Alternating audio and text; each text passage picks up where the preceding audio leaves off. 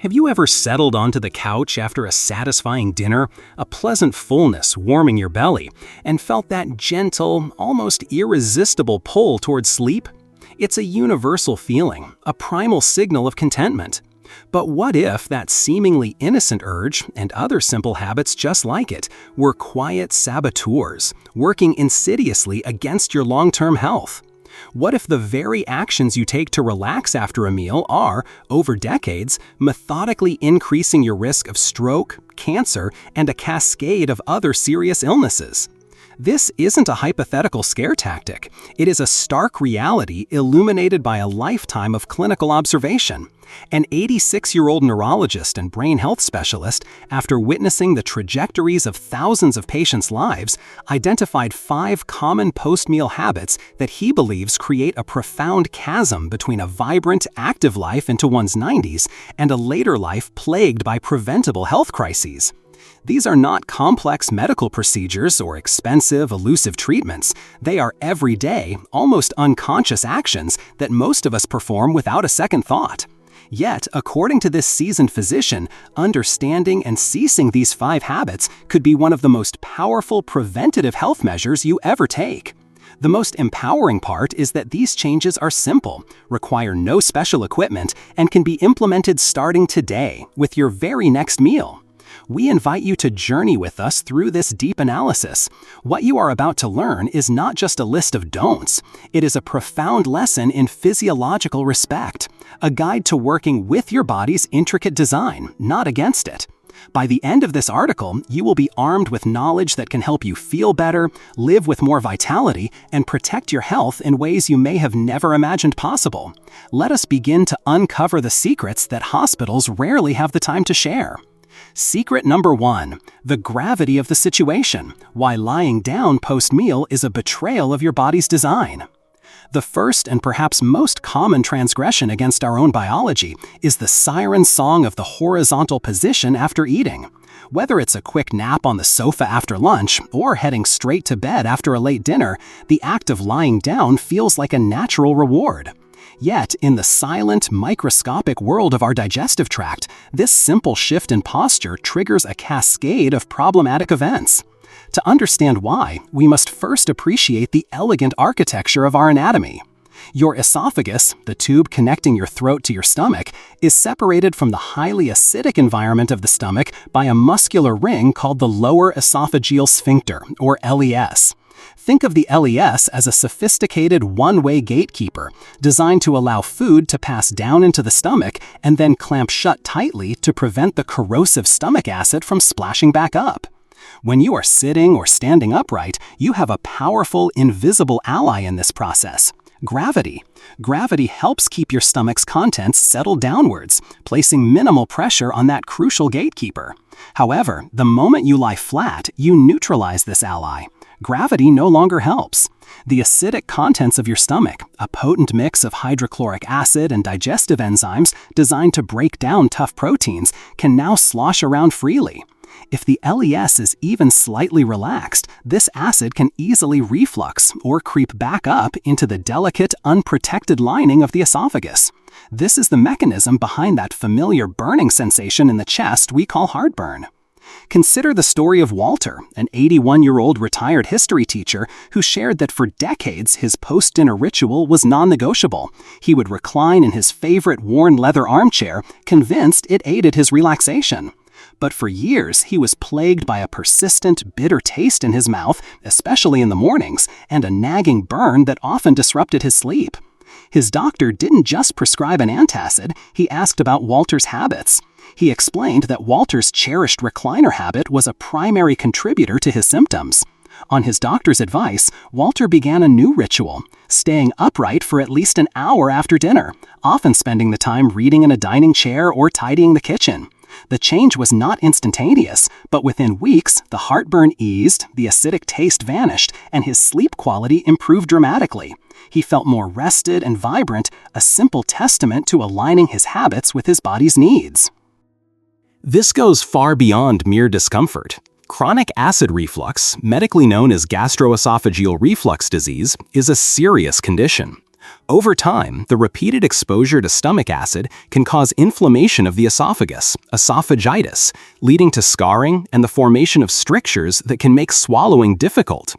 Even more alarmingly, it can lead to a condition called Barrett's esophagus, where the cells lining the esophagus begin to change into a type of cell that resembles the intestinal lining. This transformation is a significant precancerous state, dramatically increasing the risk of developing esophageal adenocarcinoma, a particularly dangerous form of cancer. Lying down after a meal, a habit practiced daily by millions, directly contributes to the conditions that foster this risk. Furthermore, when digestion is compromised, it can affect circulation and nutrient absorption, creating a subtle, systemic stress that over years may contribute to issues like high blood pressure. The solution is elegantly simple. The key is to give your body the gift of time and gravity. Aim to remain in an upright or semi-upright position for at least 2 to 3 hours after your last meal of the day. This doesn't mean you must stand rigidly at attention. You can sit comfortably, read a book, chat with family, do the dishes, or engage in any light, non-strenuous activity.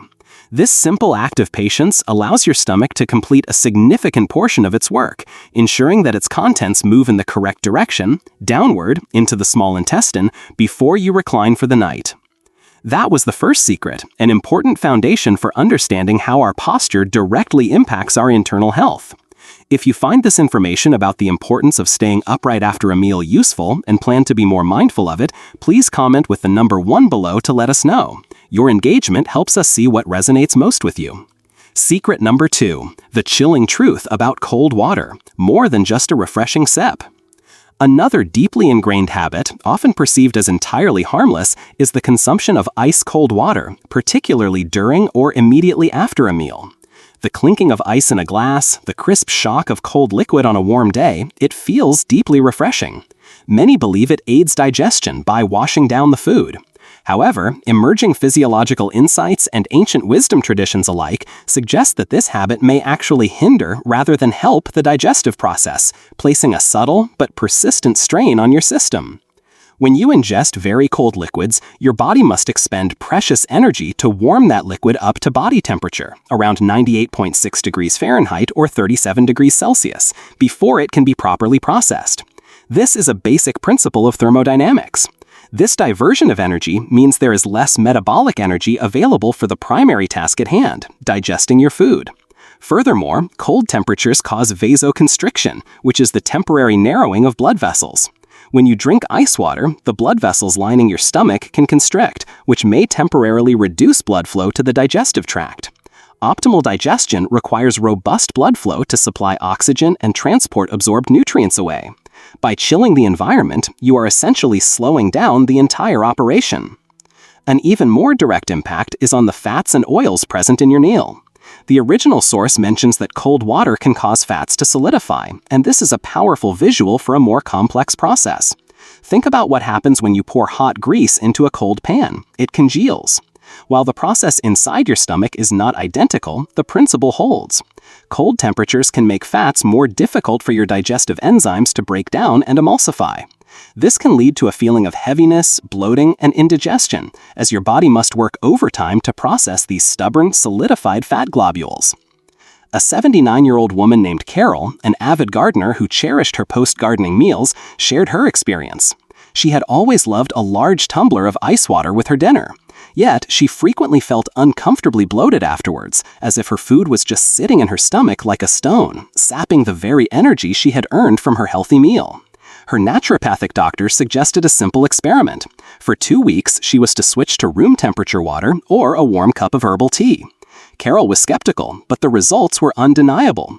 The heavy, bloated feeling disappeared. Her digestion felt smoother, lighter, and more efficient. She hadn't changed what she ate, only the temperature of what she drank with it. The consequences of this habit, repeated over a lifetime, can extend beyond immediate discomfort. When digestion is chronically inefficient, your body may not be absorbing the full spectrum of nutrients from your food. In particular, the absorption of fat-soluble vitamins, A, D, E, and K, which are crucial for everything from immune function and bone health to vision and blood clotting, can be compromised. Over the long term, this could contribute to subtle deficiencies that impact your overall health and resilience. The good news is that the adjustment is one of the easiest you can make. You don't need to stop drinking fluids with your meals. Simply opt for water at room temperature. Even better, consider a warm beverage like a mild herbal tea. Ginger, peppermint, and chamomile are all excellent choices known for their digestive soothing properties. This small change works in harmony with your body, helping to maintain the optimal temperature for enzymatic activity and ensuring that your digestive system can perform its vital work smoothly and efficiently. Have you ever noticed feeling bloated or heavy after drinking ice water with a meal? We'd love to hear about your experiences in the comments section. Sharing your story could help someone else make a connection they hadn't considered before. And if these insights are bringing you value, please support the channel by hitting the like button. It truly helps us reach more people with this important information. Secret number 3, the pacing paradox: why an immediate post-meal walk can backfire. This next habit is perhaps the most counterintuitive, as it involves an activity universally praised as healthy: walking. Many of us have been told that a brisk walk after a meal is a fantastic way to aid digestion and manage blood sugar. While walking is undeniably one of the best forms of exercise, the critical, often overlooked factor is timing. Leaping up from the dinner table and heading straight out for a walk can create a physiological conflict within your body, a pacing paradox, where two essential systems are forced to compete for resources. Immediately following a meal, your body's autonomic nervous system shifts into rest and digest mode. It intelligently diverts a significant portion of your blood flow to your stomach and other digestive organs. This blood surge is essential. It delivers the oxygen and energy your stomach muscles need to churn and break down food, and it's the transportation system for carrying newly absorbed nutrients away to the liver and the rest of the body. Now, imagine what happens when you begin to walk briskly. Your large muscle groups, your legs, glutes, and core, cry out for their own supply of oxygen-rich blood to fuel the physical exertion. Your body is suddenly faced with two high-priority demands at once: feed the muscles and feed the digestive tract. It cannot do both at maximum efficiency simultaneously. This creates a state of competition. Blood flow is diverted away from the stomach and towards the exercising muscles. As a result, the digestive process can be short-circuited. Food may sit in the stomach for longer, potentially leading to indigestion, cramping, bloating, or even feelings of nausea. Frank, a 74-year-old retired mail carrier, was a man who prided himself on his active lifestyle. He had made it a point to walk a brisk 2 miles around his neighborhood immediately after dinner every single night, believing he was doing the absolute best thing for his health. Yet, he was often frustrated by stomach cramps during his walks and a feeling of being short of breath that seemed disproportionate to the effort. His doctor explained the concept of blood flow competition. He suggested Frank try a new routine. After dinner, he should simply relax in his chair, read the paper, and chat with his wife for about 30 minutes before starting his walk. Frank tried it, and the difference was profound. His digestion felt settled before he set out, the cramps vanished, and his walks became more enjoyable and energizing. The ideal approach isn't to abandon the post-meal walk, but to embrace a golden window of patience. By waiting just 20 to 30 minutes after finishing your meal, you give your digestive system the crucial head start it needs. During this time, the initial, most intensive phase of digestion can proceed without competition. After this brief pause, a gentle, leisurely stroll can indeed be beneficial. It can help stimulate peristalsis, the wave-like muscle contractions that move food through the intestines, and can have a positive effect on blood sugar regulation, particularly for individuals managing diabetes or prediabetes. The key is moderation in both timing and intensity. The goal is a gentle constitutional, not a power walking session. Family members might notice this in loved ones who seem uncomfortable or complain of cramps after rushing into activity post-meal. These are not signs of weakness, but physiological signals that the body needs a slight adjustment in timing. By respecting this need for a brief digestive pause, you are not being lazy, you are being smart. You are allowing your body to perform its complex tasks in their proper order, supporting not just your digestion, but your overall energy and well-being. This brings us to our third crucial habit, one that challenges common wisdom. It's a perfect example of how the what, walking, is only as good as the when. If you've learned something new about the importance of timing your physical activity after a meal, please comment with the number 3 below to let us know. It's fascinating to see how these small tweaks can make such a big difference. Secret number 4, the accelerant, how smoking after a meal supercharges harm. We now arrive at a habit that is unequivocally harmful at any time, but which becomes exponentially more dangerous in the moments following a meal: smoking a cigarette. For individuals who smoke, the post-meal cigarette is often a deeply ingrained ritual, a perceived punctuation mark to a satisfying meal that feels like it aids relaxation or digestion. The tragic irony is that it does the exact opposite, acting as a potent accelerant that supercharges the delivery of toxins throughout the body at a moment of peak vulnerability. As we've discussed, the digestive process commands a massive increase in blood circulation to the gut. Your entire system is in a state of high metabolic activity, busy breaking down food, absorbing nutrients, and transporting them via the bloodstream. When you smoke a cigarette at this time, you are introducing over 7,000 chemicals, including dozens of known carcinogens like arsenic, formaldehyde, and benzene, directly into this hyper-efficient distribution network. The increased blood flow acts like an express delivery service, rapidly absorbing these toxins from the lungs and whisking them away to every single organ in your body: your brain, your heart, your kidneys, your liver, far more quickly and efficiently than in other times of the day. Research has suggested that smoking 1 cigarette after a meal can be as damaging as smoking 10 cigarettes at other times, precisely because of this enhanced absorption and distribution. Leonard, an 80-year-old man who had smoked for most of his adult life, shared that his after-dinner cigarette was the hardest one to give up. He said it felt like a reward and a moment to pause and breathe. However, he was battling chronic indigestion and a persistent rattling cough. His doctor didn't just lecture him on the general dangers of smoking, he specifically explained the magnified risk of his post-meal habit.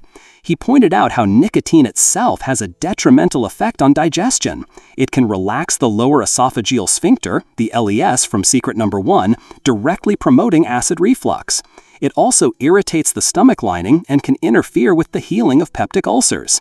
Furthermore, it constricts blood vessels throughout the body, including the vital coronary arteries and the delicate vessels in the brain, acutely increasing the risk of a heart attack or stroke precisely when the body is already working hard on digestion.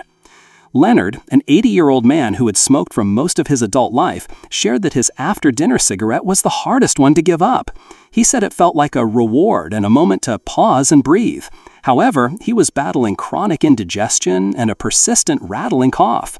His doctor didn't just lecture him on the general dangers of smoking, he specifically explained the magnified risk of his post-meal habit. He pointed out how nicotine itself has a detrimental effect on digestion. It can relax the lower esophageal sphincter, the LES from secret number 1, directly promoting acid reflux. It also irritates the stomach lining and can interfere with the healing of peptic ulcers. Furthermore, it constricts blood vessels throughout the body, including the vital coronary arteries and the delicate vessels in the brain, acutely increasing the risk of a heart attack or stroke precisely when the body is already working hard on digestion. With the unwavering, gentle support of his family, Leonard finally made the choice to break that ritual. The journey was difficult, but the benefits were tangible. His chronic indigestion improved, his cough lessened, and he reported feeling a sense of strength and self-respect he hadn't felt in years.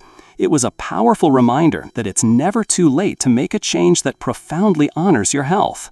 For anyone who smokes, or for anyone who cares about someone who does, understanding this principle of accelerated harm is critical. This isn't about shaming or judgment, but about clear-eyed, compassionate education. The goal is always to reduce harm. Even delaying that cigarette for an hour or 2 after a meal can mitigate some of this heightened risk, as it allows the peak digestive and circulatory processes to subside. Of course, the greatest gift you can give your body is to seek support and quit the habit entirely. Every step taken away from that post-meal cigarette is a monumental step towards protecting your long-term health, reducing your risk of a host of cancers, and preserving the function of your heart and brain for years to come. This topic is sensitive, and the journey to quit smoking is a courageous one. Have you or has someone you love successfully navigated this challenge? Your stories of what worked, what was difficult, and what provided motivation can be incredibly powerful for others reading this. Please, if you feel comfortable, share your experience in the comments. And if this video continues to provide you with valuable health insights, we would be so grateful if you would subscribe to the channel and turn on the notification bell so you never miss an update.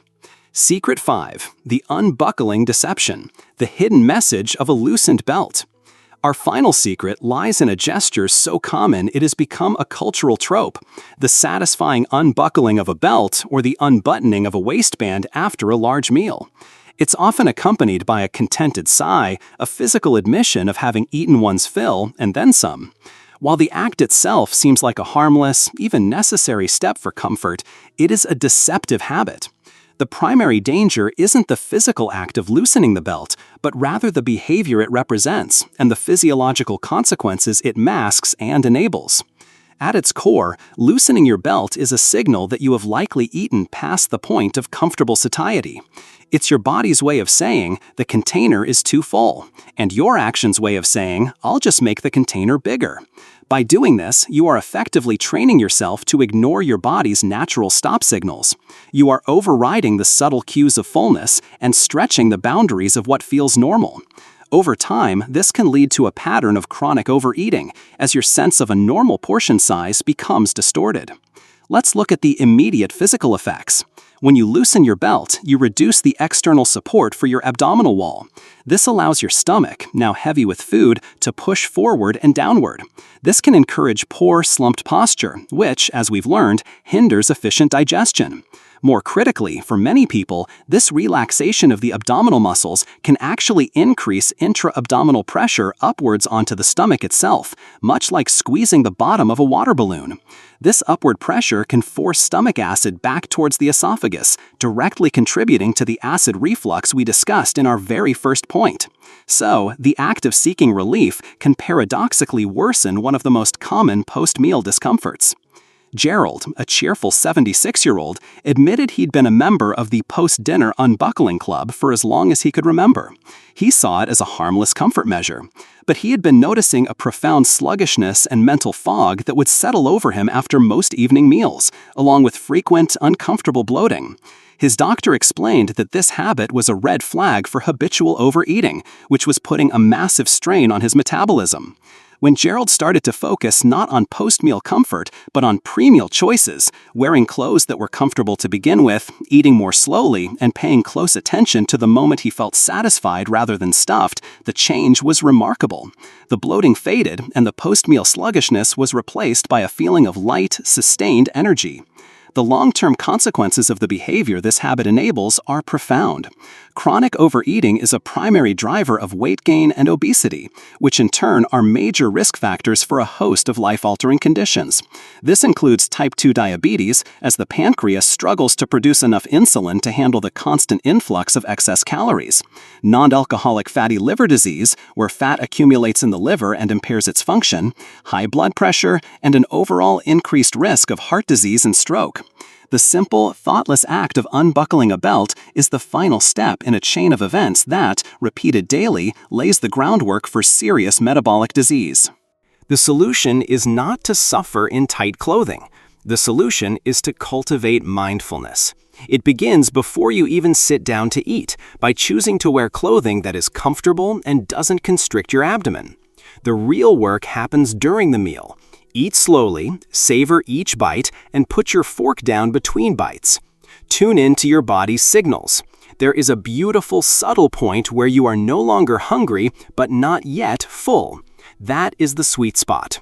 By learning to stop there, you not only support good digestion, but you also protect your metabolic health for the decades to come. This is our fifth and final secret, a powerful lesson in mindfulness and listening to our body's wisdom. It reminds us that comfort shouldn't come from loosening our belts, but from making choices that honor our body's limits. If this idea of mindful eating and respecting your natural satiety signals resonates with you, please comment with the number 5 below to complete the set. As we draw this discussion to a close, take a moment to reflect on these 5 hidden saboteurs we've explored together: the betrayal of gravity by lying down, the chilling effect of cold temperature, the faulty pacing of immediate exercise, the toxic accelerant of a post-meal cigarette, and the deceptive signals of a loosened belt. Perhaps one of these habits struck a chord with you, a quiet aha moment of recognition. Maybe you realized that the small, daily choices we make in the hour following a meal carry a weight and significance we rarely afford them. The wisdom shared by the 86-year-old physician is not rooted in restriction or fear, but in respect, a deep and abiding respect for the intricate, elegant processes that sustain us. The encouraging truth is that you hold the power to make a profound difference in your health trajectory, not through a dramatic, life-altering overhaul, but through a series of small, conscious, and compassionate adjustments. Staying upright, choosing a warmer drink, giving your body a brief rest before you walk, distancing a harmful habit from a meal, and listening to your body's true point of fullness, each of these is a small act of self-care. Individually, they are minor changes, but compounded over weeks, months, and years, they build a powerful fortress of health and vitality around you.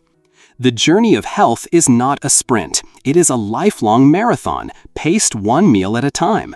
The knowledge you've gained today is your map. The choice to use it is yours alone. So, we leave you with one final essential question. After all this analysis, what is the single most important lesson you've learned for yourself today?